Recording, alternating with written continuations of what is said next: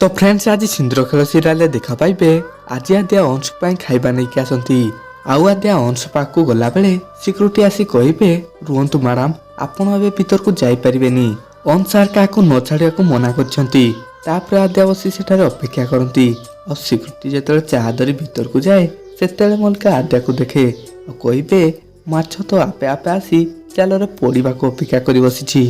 तापर मल्लिका अंश को मोबाइल को आनी आद्या को मेसेज करती खाइबा भीतर को लेकिन आस आउ आद्या जो खाइबा भीतर को लेकिन जाती से आद्या को देखी समस्त बहुत जोर आश्चर्य जाती आउ आद्या अंश पाक खाइबा नेकी गला बेले मल्लिका आद्या गोड़ को छंदी दियंती आउ आद्या झुंटे ही पड़ती आउ हाथ में खाइबा पड़ी समस्त अफिसर देहरे पड़े आउ अफिसर कहे आमको लगुनि ए कंट्राक्ट आगू बढ़ा उचित एमती कही से चली जाती आउ अंश आद्या बहुत जोर रागि जाती। तो दर्शक बंधु आपन को कौन लगुच